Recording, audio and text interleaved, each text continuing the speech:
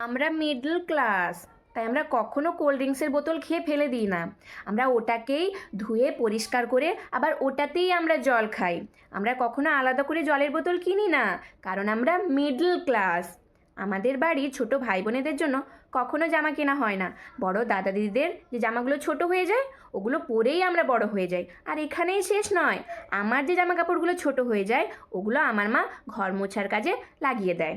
কারণ আমরা middle class. আমাদের বাড়িতে এসি শুধু অকেশানেই চলে, কারণ আমার বাবা তো অত টাকা বিল দেবে না ডেলি চালালে। আর যত অকেশানই হোক না কেন, আমরা ওই স্টিলের থালাবাটিতেই খাবার খাই। ওইসব কাঁচের বাসনপত্র তো কুইন ভিক্টোরিয়ার জন্য তোলা হয়ে আছে, ওই জন্যই আমার মা যত্ন করে তুলে রেখেছে।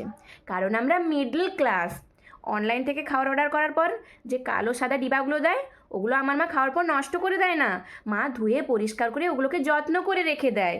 যখন পরে কেউ বাড়ি থেকে খাবার নিয়ে যায়, তখন মা ওগুলোতে দিয়ে দেয়, যদি আবার কেউ টিফিন বক্স ফেরত না দেয় এই ভয়। কারণ আমরা মিডল ক্লাস।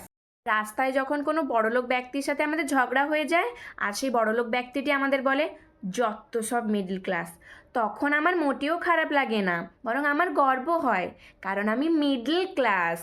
আমাদের বাড়িতে যখন কুটুম আসে, তখন আমরা কিন্তু ওদেরকে গ্রিন টি দিই না, আমরা ওদেরকে র চাই দিই, কারণ আমরা মিডল ক্লাস। প্রতিদিন সকালে হয় আমরা আলু ভাজা মুড়ি, নাহলে আমরা চপ মুড়ি, এগুলো দিয়েই আমরা সকালে ব্রেকফাস্ট করি, কারণ আমরা মিডল ক্লাস। সমস্ত ভালো খারাপ পরিস্থিতিতে যে কোনোভাবে আমরা মানিয়ে নিতে পারি, কারণ আমরা মিডল ক্লাস।